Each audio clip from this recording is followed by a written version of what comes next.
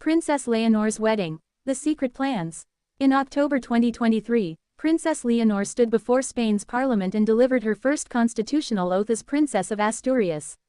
The moment was not ceremonial theater. It was a legal and institutional milestone that formally tied her future to the Spanish state. Yet public attention often drifts toward a different question entirely, one that says less about the princess herself and more about how modern monarchies are understood. What, if anything, does the future hold for Princess Leonor in terms of marriage, and why does that question matter institutionally, not personally? By the end of this video, you will understand what Spanish law, royal precedent, and constitutional practice actually say, why there are no secret plans, and how the topic of royal marriage fits into the long arc of leadership preparation rather than private life. And that context matters far more than headlines suggest. Before discussing any future milestones, it is essential to understand the role Princess Leonor occupies. She is not simply a young public figure. She is the heir presumptive to a constitutional monarchy shaped by law, history, and democratic accountability.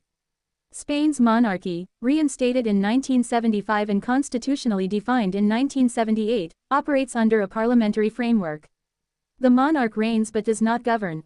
Within this system, the heir's primary responsibility is continuity, ensuring stability across generations, governments, and political change. Every public appearance by Princess Leonor is therefore assessed not through personality, but through preparedness. Her education, military training, and constitutional milestones are not symbolic extras. They are requirements. In this context, discussions about marriage, when framed responsibly, are not about romance. They are about succession law, constitutional consent, and public legitimacy. That distinction is often lost, but it is foundational. And understanding it changes how the entire topic should be approached. In constitutional monarchies, marriage is not merely a personal milestone for heirs. Historically, it has been a matter of state interest, because it affects succession, lineage, and public trust. Spain's constitution addresses this directly. Article 57 requires that heirs obtain the consent of the Cortes Generales, the Spanish parliament, if their marriage could affect the line of succession. This is not a restriction on personal choice, but a safeguard ensuring transparency and constitutional order. Importantly, this provision does not dictate who an heir may marry. It only establishes parliamentary oversight if the marriage has constitutional consequences. This distinction matters because it dismantles a common misconception, that royal marriages are pre-arranged or privately negotiated behind closed doors. In modern Spain, they are legally regulated public matters, announced formally and addressed openly. Which brings us to an important clarification. There are no secret mechanisms for royal weddings in Spain. As of the most recent publicly available information, Princess Leonor is not engaged, has not announced plans to marry, and has made no public statements indicating an imminent wedding. This is not an absence of transparency. It is an absence of events. The Spanish royal household, Casa Real, has consistently followed a clear communication protocol. Major institutional developments, including education stages, military training, and constitutional acts, are announced through official channels. Engagements and marriages historically follow the same model. When King Felipe VI became engaged to Letizia Ortiz in 2003, the announcement was immediate, formal, and widely covered. There was no prolonged secrecy, speculation, window, or retroactive confirmation. That precedent remains intact. If and when Princess Leonor reaches such a milestone, it will be communicated in the same manner, not leaked, hinted at, or obscured. Which raises a logical question: why does the idea of secret plans persist at all? The persistence of wedding speculation says less about the institution and more about modern media consumption. Royal families occupy a rare space. They are public institutions embodied by individuals. This creates a tension between civic interest and personal curiosity. In digital media environments, that tension often produces exaggerated narratives where none exist. The absence of information is sometimes mistaken for concealed information. In reality, Princess Leonor's current phase of life is unusually well documented. Her academic progression at UWC Atlantic College, her enrollment in military academies, her oath to the Constitution, all have been publicly verified and chronologically consistent. There is no parallel track of hidden planning running alongside these documented responsibilities. The idea of secrecy, in this case, is an interpretive overlay rather than a factual condition. And once that is understood, the conversation shifts toward a more useful analysis. Princess Leonor's schedule is not shaped around personal events. It is structured around institutional readiness. Her military training alone spans several years and includes the Army, Navy, and Air and Space Force. This mirrors the preparation undertaken by her father and grandfather, reinforcing the monarchy's relationship with the armed forces under civilian authority. These commitments are not symbolic placeholders. They are time-intensive, physically demanding, and legally prescribed. Within this framework, the absence of marriage planning is not surprising. Historically, heirs across Europe have entered marriage only after completing core institutional preparation. This sequencing reinforces legitimacy. Leadership precedes lifestyle, and that order has proven durable across monarchies that have survived into the 21st century.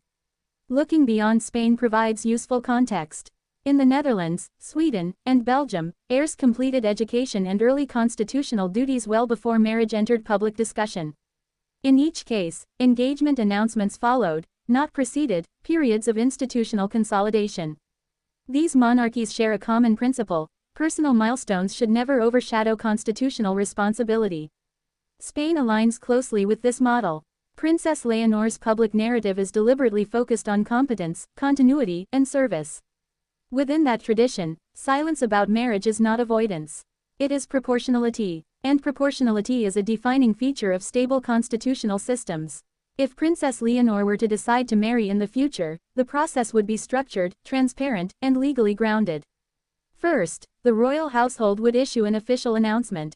Second, depending on circumstances, parliamentary procedures would be initiated as required by the Constitution. Third, public ceremonies, if held, would be designed to reflect institutional dignity rather than spectacle. There is no legal mechanism for bypassing these steps. That reality alone makes the concept of undisclosed wedding plans implausible. Spain's monarchy functions within a constitutional framework that prioritizes predictability over surprise. And predictability is precisely what sustains public confidence. Despite clear legal structures, the question of Princess Leonor's wedding continues to surface. This is not unusual. Societies often project familiar life milestones onto public figures as a way of humanizing institutions.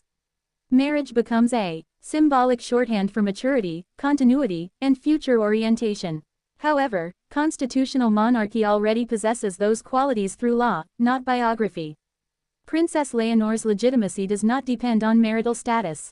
It depends on constitutional adherence, public service, and institutional trust. Understanding this distinction reduces unnecessary speculation and refocuses attention on what actually matters. And that shift benefits both the public and the institution. Historically, royal marriages were instruments of diplomacy. Alliances were forged through unions, often with little regard for personal preference. That era has passed. Modern European monarchies derive legitimacy from democratic consent, not dynastic strategy. As a result, marriage has transitioned from statecraft to personal choice, within constitutional parameters. Spain exemplifies this evolution. King Felipe VI's marriage to Queen Letizia symbolized modernity, merit, and social alignment with the public. Princess Leonor inherits that precedent, not the older model of obligation. Which further underscores why speculation is unnecessary. In contemporary governance, not all silence is evasive. Often, it is functional. By not foregrounding hypothetical future events, the Spanish monarchy maintains narrative discipline. It allows each stage of preparation to stand on its own merits. This approach minimizes distraction and reinforces seriousness.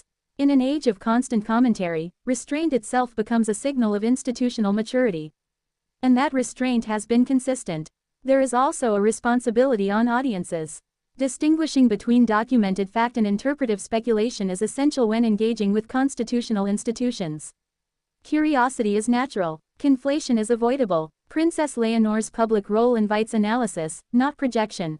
Understanding this difference improves public discourse and preserves the dignity of the institution. And it ensures that attention is directed where it belongs, on leadership development rather than imagined narratives.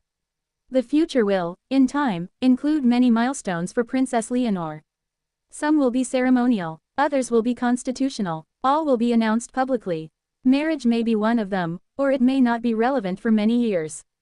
What is certain is that no milestone will emerge outside established legal and institutional frameworks.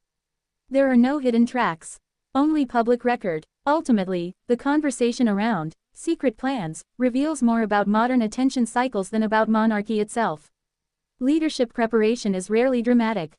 It is gradual, structured, and often quiet. Princess Leonor's path reflects that reality. And in doing so, it reinforces the core principle of constitutional